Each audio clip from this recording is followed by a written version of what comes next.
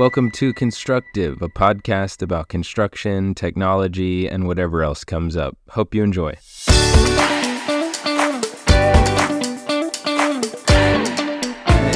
What's up, Ofek? How you doing today? Good. Nice to meet you. Thank you for so quickly being available to put on this podcast. Yeah, I just met you recently on LinkedIn and was excited to get to talk about Rethink. But introduce yourself a little bit. Who are you? What are we going to be talking about? Sure. I think I caught your attention because I basically said I think the email is the root of all evil in construction projects. And I think that's why we're able to do this pretty fast. I worked in construction for 4.5 years now. I'm originally from Israel, and I moved here. Went to college in San Diego State. My first job in the industry, I worked for a mechanical contractor. At the time, it was one of the bigger contractors in San Diego, and there wasn't really a lot of project engineers. So as an intern, I was basically doing the role of a project engineer with a PM who is still a very good friend today. And we got to work on awesome projects when I was just really knew nothing. Didn't even know what I was looking at most of the time. We did data centers. We did a high-rise in downtown San Diego. We did a government military building in Camp Pendleton, a sports training facility. So got to see some really cool, diverse projects in the beginning. And then I was recruited by Train to go work for them and really to work with a much larger group of contractors. And from there, I got to work with both Turner was one of my accounts, which obviously is the biggest contractor in the country, and also all the way down to kind of the two trucks or two guys in a truck contractor. But what I learned is, regardless of how much technology obviously Turner's implementing versus what these guys are using, a lot of the root issues on projects were still very similar, and the way I was communicating with Turner or with these guys was very, very similar. And that's what I'm excited to kind of talk to you about today on this podcast. Yeah, let's start before we get into what you're building at Rethink. Let's start with just what attracted you to construction as an industry? Do you like the idea of building things physically? What made you interested in getting into it? I think the cool thing about construction is it's big. Like, you can be an engineer for Apple and you can build a chip for 4 years, or Intel or whoever. But that chip is like, the size of your pinky, versus you building something and getting to actually see it progress. My dad's an engineer. My dad worked in more refineries around the world and probably anyone. And I got to see how he operates, got to work with him on a few projects, and always wanted to do something that applies what I know from engineering skills into real life practical use. I'm not the best engineer in the world, but that's kind of where the crossover between that and technology and construction comes in. Yeah, was it kind of a slow build for you from getting that hands-on experience at first inside the industry to where you transition a little bit into now you're founding a software company for construction? Was it like, tell me about how that happened. Yeah, I think it was really good for me to, even though I didn't truly come from the field, which I really think is what you should do. It was good for me to start my career working for a trade contractor and to be as close to the work as you can. I know you had Todd on the call, and he talks a lot about how, a few decades ago, we really took the keys away from the field and we gave it to these planners and people like me, obvious people that just tell field guys what to do. But I learned from a project engineer that became a good friend, how important it is to be as connected to the field as possible. And we literally would take these, just the standard plastic tables, and we'd work on site with them versus working back in the office or even in the trailer at times. So I think that got me the most exposure to how we can best benefit the work. And really, your role as a project engineer or project manager is to remove as many roadblocks as you can for the field to work. And I felt that, like I said earlier, whether you work for a large company or a small one, the problems were still there. And There's a, we'll get into it, but I think there's a very short window of opportunity right now because, everyone's building something with large language models and AI, but trying to find a practical use on it that is going to have a bottom line effect on projects. And that's where I think the opportunity is now. And that's where the transition happened for me.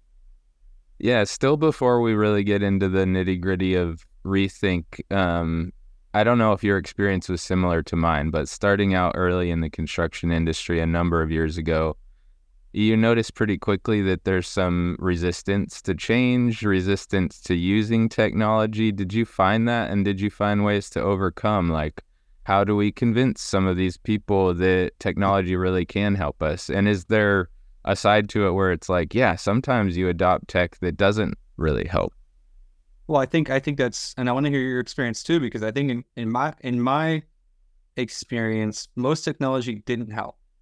And it's not to say that it's not, they probably had VCs subsidize millions of dollars in developing this, and it's a cool product and it looks good, but you have to always think about what's the actual workflow of someone that's running a project, whether it's a foreman that's leading his crew or a project manager that's leading the project as a whole, and how you actually can make that work better. Stuff like we used to have Trimble helping us with layout on site. I mean, that's an example of something that directly fits into the workflow of us every single day and significantly saved us time, right? So you want to think of more solutions like that versus something that is going to say, hey, Seth, try out this new product that makes you work completely different than we've done it the past 10 years. And watch a week worth of training videos and see if you like it. That was my experience. Is that in your case? I'm sure anytime you're a project manager or you're on LinkedIn, you probably get hit up by a lot of companies.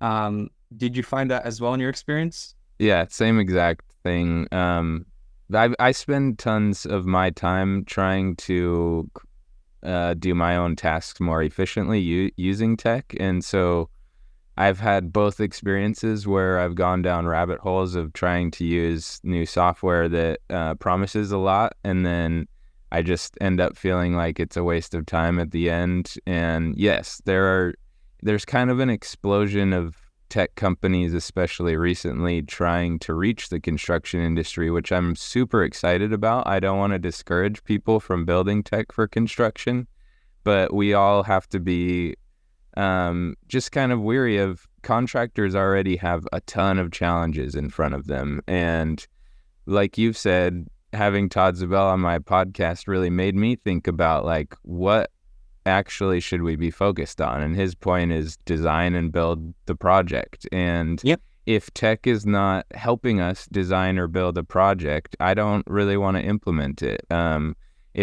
If it's adding clerical administrative tasks, that's a definite no-no.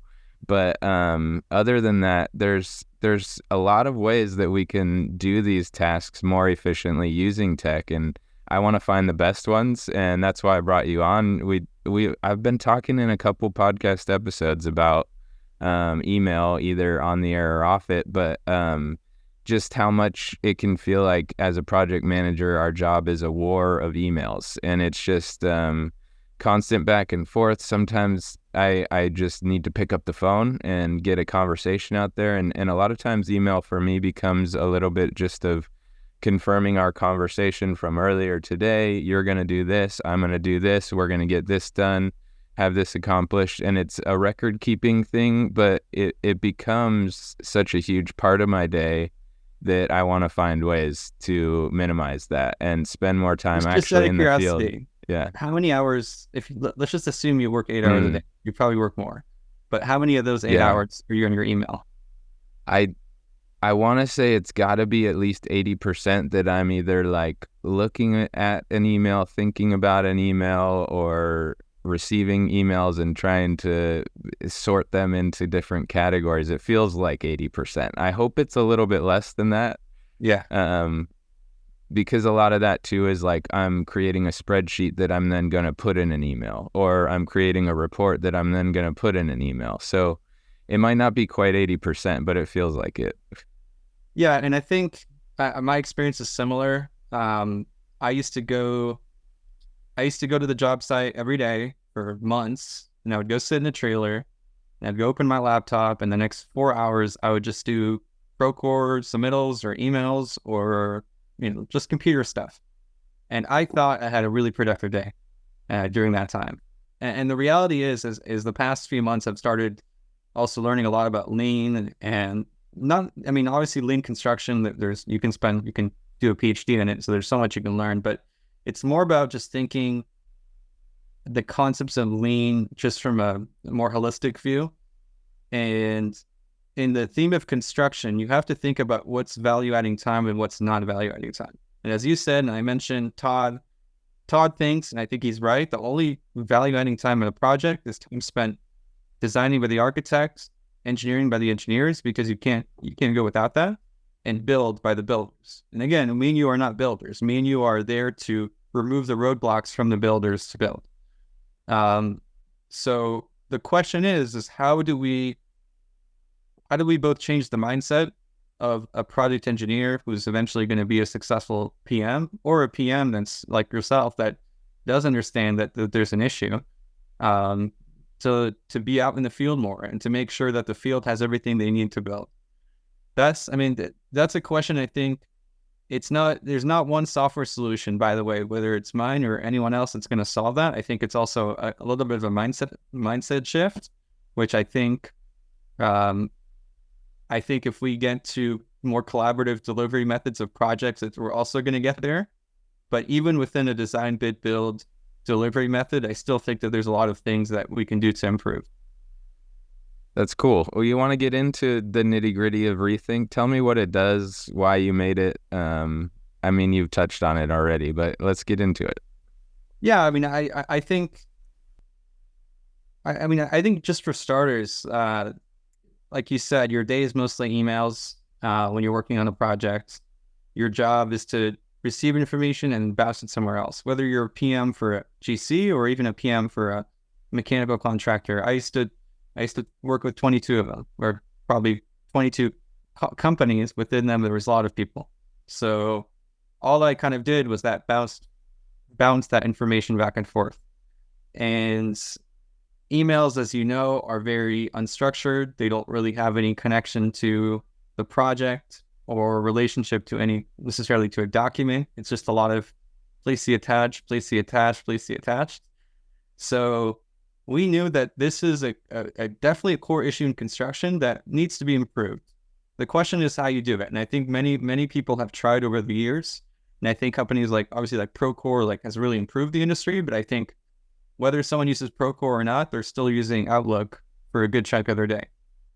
And that then led us to think, well, you can take all the data of a construction project, which I think, tell me if I'm missing something here, but I think it exists in 4 or 5 main places. Let's just use real examples. So your project's data can sit in Procore. Your project's data probably sits in a SharePoint folder that your company uses that has some stuff that's not in Procore. Your project's data sits in the 15,000 emails that have been exchanged about this project. That is a massive form of data.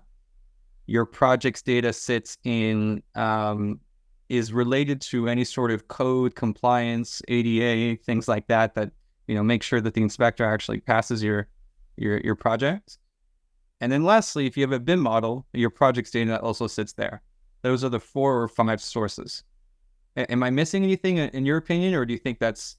No, that seems super accurate, but I wanted to add, just sorry if this sidetracks you a little bit, but no worries. I spent something like 8 years in kind of the forensic niche of construction. So I really this will bolster your argument here.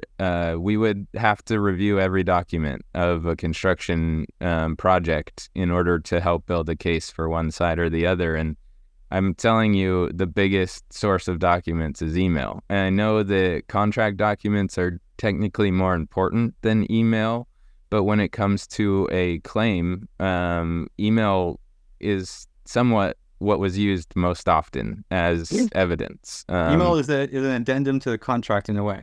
Yes. Because if the contract said you have to do something, you have to you shouldn't work if there's hail, but then you send an email saying you have to work today to your Yeah, subcontractors. That's the contract, right? totally.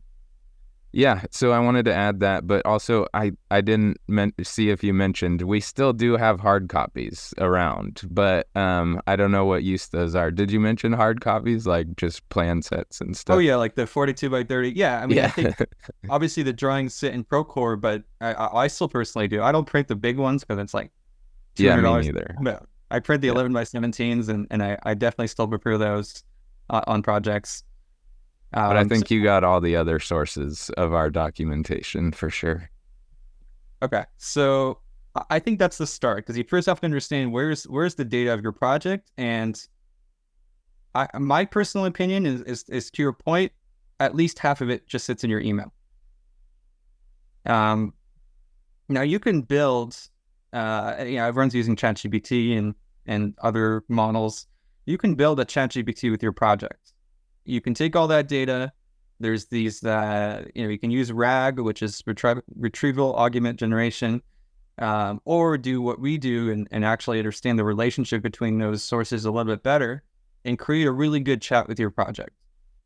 And we learned from our mistakes. We tried that, we built it, and we showed it to people, and a lot of people, frankly, didn't know what to search.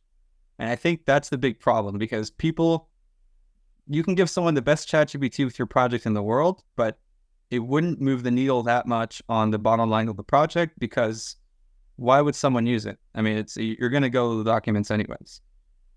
In your experience, would you say that? Have you messed around throwing some documents into ChatGPT and I asking questions? have. Yeah, it actually, you touched on something that is my biggest question about AI, which is just, it seems like we need to learn the art of prompting. That's the biggest part. And I don't know if some of that is on the companies like yours that are trying to utilize AI to make it an easy endeavor to figure out what to ask the large language model, because that is the hardest thing. And I feel like I could come up with a ton of prompts for my project's AI, I think, but I just wonder how good it would be at understanding the root question I'm really trying to ask and maybe not doing a good enough job in its perspective, if that makes sense.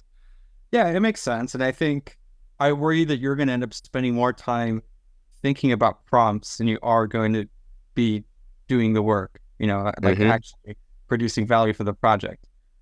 So what we've kind of what we've come up with after lots of discussions, and I want to hear your feedback as well, is what you need to find with your very smart ChatGPT with your project is always going to be based on what you have to do. And what do you have to do every day as a PM, as a PE, is largely in your emails. Now, it's also stuff you scribble down on notes or something from a meeting, but most of it comes in your email. So we then thought, well, if we can take the emails that came in, use all the data of the project that exists, and build automations that help you actually complete the tasks that your email requires you to do, then we can save you time. That in essence is what Rethink is. Now today, there's only so much that we can do to help you just go to that task from A to Z. But if we can learn over time how you're using the information that we help you find to complete the task, then that gets us closer and closer to being able to really fully automate a lot of the things that you need to do that are more administrative. Now, it's not, a lot of people get scared by AI. It's by no means to eliminate a job or to eliminate a role. It's to change how you're using your time. Like, would you say you're already pretty swamped as is with work and things you have to work on? Yeah, it's always busy. Yeah. And we just want to give you more time to be doing value adding things like being on site with the team and making sure the project is getting built with no roadblocks. That in essence is the concept. And we have been working the past 3 months to build it. And we're just about ready to launch the beta in the next couple of weeks. That's awesome. Yeah, I think this is a future I've thought about a lot. I mean, it's been creeping up on us because even in Outlook, I remember the first time I saw like tasks was a function of Outlook. I thought this would be so cool if our team used this function and like my supervisor was creating a task there, assigning it to me, and then I would be able to check off the list of I've done this, and attach the files that are the task being done. And most of the time those kind of functions don't get used. I've noticed it's more just like, hey, do this. It's not really kept in some like Outlook situation, but how cool would it be? And I think it will take time. I wonder how good Rethink is already at this, but to where it's suggesting to me, oh, we saw that you got an email requesting a pay app review. Here's the pay app, and here is your last review spreadsheet. We've checked some of the numbers, and they seem to line up. Maybe you should take your attention to this cell because it looks like there's a potential for something going on there. It would make suggestions to me about what the task is, and I could ignore it and like, no, I don't need to do that. But I could also pick up where it's already started. Is that like kind of the future you're thinking of?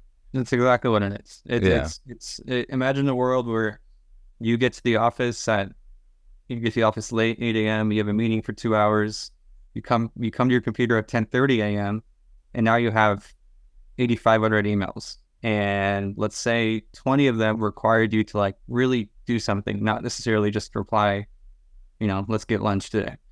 So us being able to take those 20 tasks that you have, or maybe even more from the 20 emails, and help you basically go all the way almost to the end of replying to the email with the right information. And that kind of goes back to what I was talking about with lean, or I guess I should have asked you, Seth, how deep have you been into kind of the lean world and the concepts? Yeah, it's something that gets brought up so much. I mean, I've been hearing that term, I think since I was in college, so 15 plus years ago. And in that time, to be honest, and more recently, less so, but I've only gotten more and more confused about what people mean when they say lean over those many years. But nowadays, I'm starting to hone in on what I think it should mean. And at least in construction, it has, for me, a lot to do with what we were talking about, Todd talks about, is thinking about first principles. Let's get back to designing and building. Let's make those operations more efficient. Let's cut out the fat. And that's why I think of, like, I like the term lean, because when you think about lean beef, it's less fat, and what I want to get to is like the real protein. I want like the thing that gives us energy, to keep more of that and less of the excess. In construction, I think it is a little bit nebulous. I think a lot of people use that term to just either in an interview to just say, yeah, we're a lean company, and they get a job because they said that, and don't really act on it. But I'm still kind of waiting, and I think Todd's book does a really good job. He would make some distinctions about what he's focused on in terms of production, as opposed to what the typical lean construction movement is doing. But his book, to me, really outlined a lot of good principles in terms of how to implement lean concepts into a construction project. I would point people to that, but maybe you can add.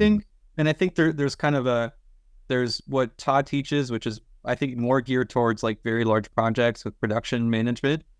And there's lean, and, there's all the actual methods to implement it. But I think regardless of which one you use, the higher order idea of it is cutting out waste and optimizing time, getting people as close to the work as possible. And I think as it relates to construction would work a lot better if people were able to do their work correctly the first time and fast. Right. And that's what my company, but also I think a lot of other companies are kind of trying to gear construction towards. I mean, the biggest complaint when I talk to contractors, at least down here in Miami where we live, is They all complain about the architect and the engineer, and they Hey, take 3 weeks to get back to them, and it's not always right, and their drawings suck, and this and that. It doesn't actually mean it's always the truth, but that's the general sentiment. So I think you're never going to eliminate the architect's stamp on drawings as well as the engineer's stamp and the contractor's license to be able to build. But let's help make the communication between them be, again, done only one time correctly, but also you send an email, you get a reply in 5 minutes versus you send an email and it takes 3 days to get a reply. I mean, just imagine you're running a project. Imagine how much faster your project was run if every email you sent to someone, you got an answer within, let's say 30 minutes. yeah, that doesn't It seem removes the possible. roadblocks. I wouldn't believe it, but you're right. That would change everything on a construction project if communication worked a lot faster.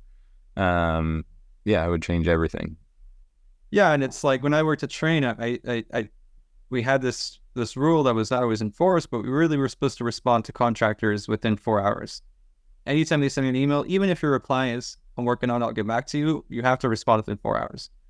I tried to, when I wasn't in meetings, I tried to get back as fast as I can because I understand that really speed and obviously accuracy are the biggest things that they look for and the biggest things that help them make quick decisions.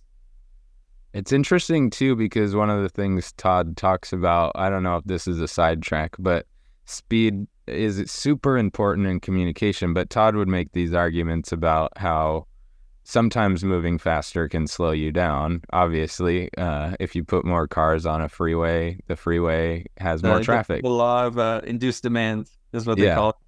Yeah. I think in terms of communication, though, if, like you said, if responses to questions were coming out, like in comparison, somewhat like right away, compared to what we have now, which is sometimes it will take a number of weeks to get an answer. And sometimes too, the thing about construction, maybe you can speak to this, but in one of those war of emails, like I was mentioning, what will happen is a question creates another question, which creates another question, and then all of a sudden we're opening a can of worms. We're not solving problems, we're almost creating them. I'm including myself in that. I try not to be a part of that, but I think it's a group problem that somehow, and some of it I think is just people. We do that. We sidetrack ourselves. If we don't know the answer to something, we can make it bigger than it was in the beginning.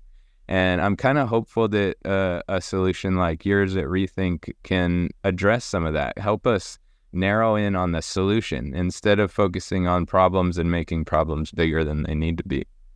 Well, for sure. And I think probably what you're taught to do, and probably what you already do today, is when you're asking a question to someone, you're already kind of suggesting a solution and you just want them to approve it, right? If you have a proposal to the engineer of what you want to do, you just kind of send them all the information and say, hey, this is what we want to do. Let me know if it's good. I think those are the best kind of questions. And I think there's a lot of opportunity with technology to do that. Instead of, like you said, opening a can of worms of just back and forth, it sometimes takes weeks. Yeah. So tell me a little bit about your journey here and like what is it like starting would you even call it a software company? What is it like starting a tech company for construction? Tell me a little bit about that journey.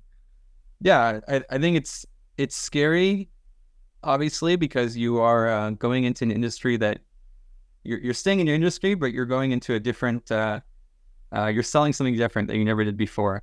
For myself, I got to partner with two guys that are close friends and some of the smartest engineers I've ever met. So that makes me more confident in our team.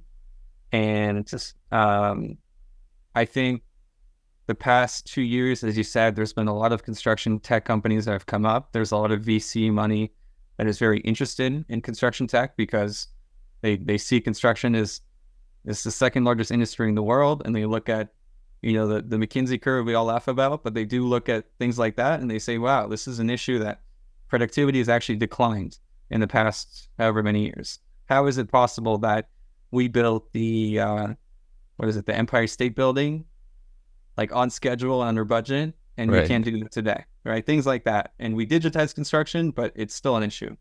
So I think that there's a lot of interest from a lot of founders and investors and construction companies to find better solutions. And I think that there's a lot of really great companies that are coming up in the industry. I especially I like the stuff that's on site, like the hardware that's really supporting the field.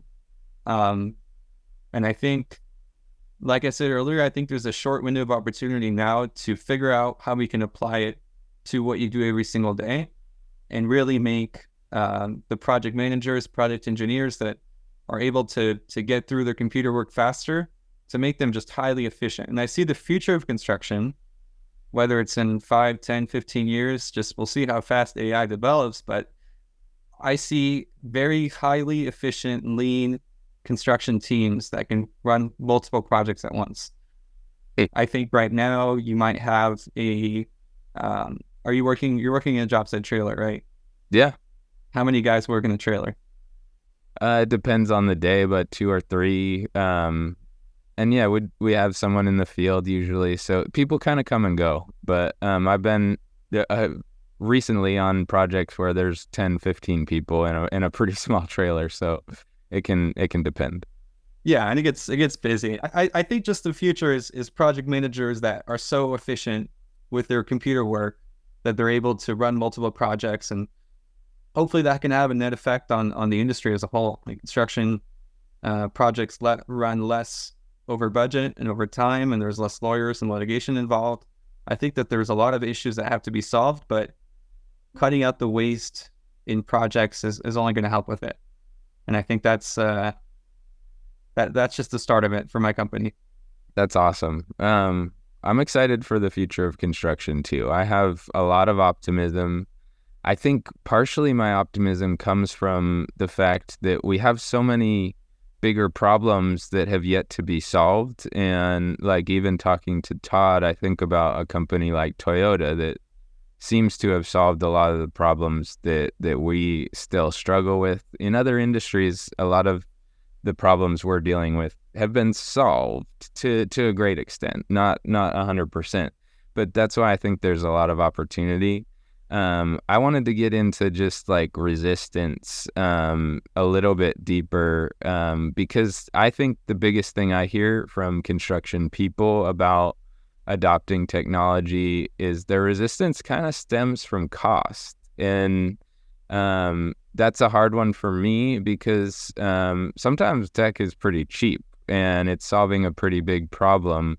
So I'm not usually the one with the paycheck or the checkbook signing the money away. So I can't fully empathize with those decision makers who are saying no to trying something new. But at the same time, cost seems to be a prohibition. I don't know the word for that, but it's prohibitive for companies. Can you talk about your approach? I don't know if you want to get into pricing in general, but just like, why do you think it's money that really keeps people from trying something new?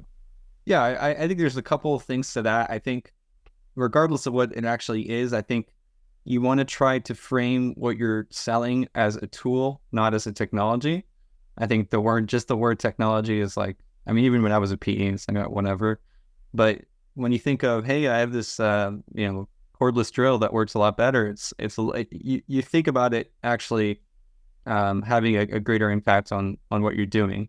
So I think framing it is the first thing. I saw an interesting tweet a while ago where so it was like a fake plugin someone made for Google Meets or Google Calendar invites that calculated the basically the cost of having this meeting.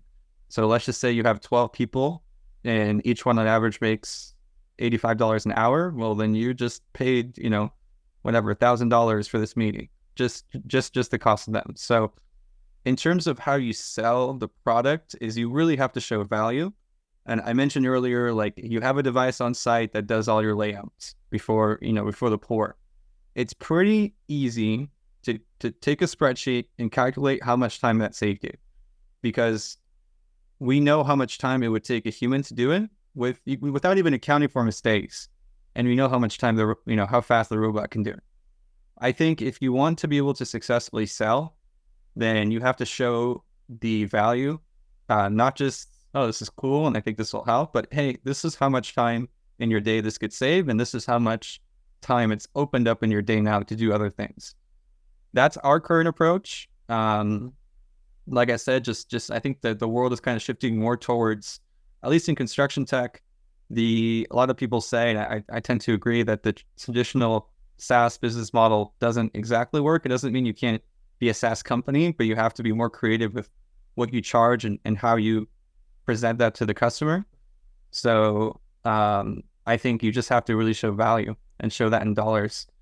And that's what we're working to do. And I think as we get more projects we're working with, and as we are able to use our product on more projects, then we'll be able to have that ROI calculation. That's awesome. Yeah, what is some of the initial feedback you're getting? Are you trying it out a lot? Do people have specific things they're saying about it? I think just the ability to see your email somehow, some way, magically turn into a task, which then turns into what we call a task plan, which finds, then figures out, okay, what do we actually have to do to help you complete this task? And seeing someone get through it faster is definitely a big eyeball. It's definitely exciting, and we'll keep doing it. And I think the thing that we're telling a lot of our investors also is, as we have more feedback from you about how you're actually completing the tasks, well, we can help you do them faster next time. And in the future, we can help doing more and more of those for you. So I think it's exciting, and we're really looking forward to working with more projects. Cool. I'm going to wrap it up, but I want to thank you for coming on, first of all, and it's kind of last minute. I'm excited to see how Rethink grows. I'm going to check in with you periodically. Maybe we can do another one of these at some point when something interesting happens, or in 6 months or a year or something. And I'd love to even talk about anything. So let's stay friends, Ofek. If you want to get to know Ofek, I know you can check him out on LinkedIn, but anything you want to plug or tell people to go try out? Yeah, I would just say follow me on LinkedIn. You guys will see it in the description, I would imagine, or just type my name. There's 2 Ofek Suchards in the world, so you'll find it pretty fast. But yeah, looking forward to connecting with you guys. And Seth, great to meet you. Thank you very much for allowing me to be here on short notice. And I always love talking about construction and root issues and how we can solve them. Beautiful. Have a great day, everybody.